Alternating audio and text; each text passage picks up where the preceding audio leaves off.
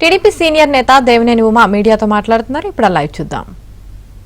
ముఖ్యమంత్రిగా పరిపాలన చేయడానికి ఇన్ని వందల మంది పోలీసులు పెట్టుకొని కూడా రాళ్ళు పడ్డాయి కాబట్టి మా బ్లాక్ క్యాట్ కమాండోలను పోయి ఢిల్లీకి పోయి అడగండి.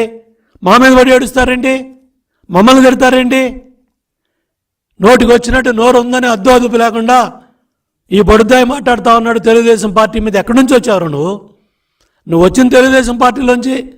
నీకు 2 సార్లు బీఫామ్ ఇచ్చిన తెలుగుదేశం, నీకు రాజకీయ భిక్ష పెట్టింది చంద్రబాబు నాయుడు గారు. నువ్వేంద్ర మా మీద పడి ఏడుస్తావు? ఎవడికి పట్టింది మీ మీద రాళ్ళు వేయాలని కర్మ? మాకేం పట్టింది? దీని మీద పూర్తి స్థాయి సిబిఐ విచారణ జరగాలి. 307 కేసు అంటున్నారు ఇవాళ. గతంలో రాళ్ళు దాళ్ళు జరిగిన ప్రజాగళం ఏదైతే యువగళం పాదయాత్రలో లోకేష్ బాబు మీద పాదయాత్ర మీద రాళ్ళు వేసినప్పుడు బెయిలబుల్ సెక్షన్లో, నందిగాంలో బెయిలబుల్ సెక్షన్లో, ఎర్రగొండపాలెంలో బెయిలబుల్ సెక్షన్లో, అంగళలో బెయిలబుల్ సెక్షన్లో, ఇవాళ 307 కేసు అంటున్న వాళ్ళు సిబిఐని ఎందుకు అడగలేకపోతున్నారు? సిబిఐ విచారణ కావాలని మేము చీఫ్ ఎలక్టరల్ ఆఫీసర్ని అడుగుతాం, విజ్ఞప్తి చేస్తాం.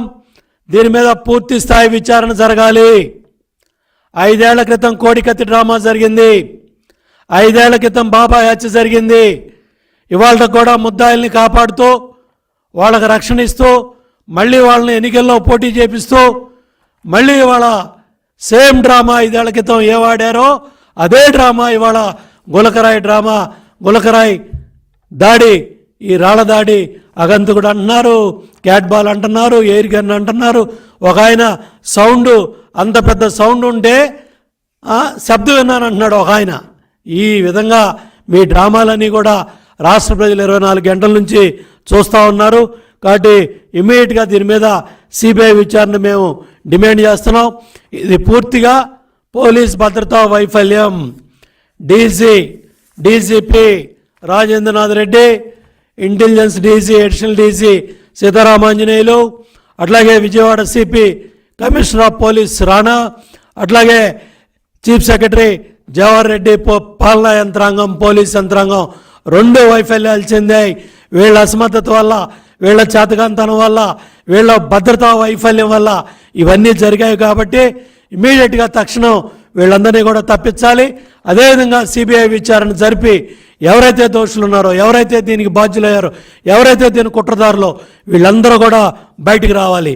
ఈ సానుభూతి డ్రామాలు, ఎన్నికల్లో ఓట్లు దండుకోవాలనే కుట్రతో ఈ తప్పుడు కార్యక్రమాలకు పాల్పడుతూ దాడి చేయించుకుంటూ గతంలో నందిగాంలో, ఎర్రగొండపాలెంలో, అంగళంలో దాడి జరిగితే మీ మంత్రులు అంబటి రాంబాబు ఏమన్నాడు? ఓడిపోతున్నాం అని తెలిసి ఒక అద్భుతమైన నాటకాన్ని ఆడుతున్నాం అనేది నిజం కాదా, వాస్తవం కాదా? మీ మంత్రి మాట్లాడిన మాటలు రాళ్ళదాడి జరిగినప్పుడు నరనరాల్లో జీర్ణించుకున్న విషపు రాజకీయ కుట్రలని ఒక మంత్రి. పేరు నాని ఏమన్నాడు? వారి కళ్ళలు చేసి భ్రమంలో భ్రాంతి కలగజేసి వాస్తవ రూపం దాల్చకపోయేపాటికి కసి కోపంతో దాడులు చేస్తారు. డబ్బులు ఇచ్చి పువ్వులు ఎంచుకోగలవే కానీ మోసం చేసి ప్రజలతో చెప్పులు రాళ్లే పడతాయని మీ పేరుని నాని మాట్లాడిన మాటలకి బొత్స మాట్లాడాడు. కడుపు తరుక్కుపోయి బాత్తో ఉన్న వాళ్ళు ఏం చేస్తారని చెప్పి బొత్స ఎగతాళి మాటలు మాట్లాడాడు. మీ హోమ్ మినిస్టర్ రాళ్ళు చెప్పులేసి ఇబ్బంది పెట్టారు, ఎంతమందినో వేధించారు. కడుపు మండిన ఓటర్లో తిరుగుబడి ఉండొచ్చు కదా, వీళ్ళే చేసుకొని ఏదో సింపతి పొందడం కోసం వాళ్ళ కార్యకర్తలను వాళ్లే పురమాయించుకొని వాళ్లే వేసుకుండొచ్చని మీ హోమ్ మినిస్టర్ గారు ఉద్ఘాటించారు. పెద్దిరెడ్డి అయితే ఇదంతా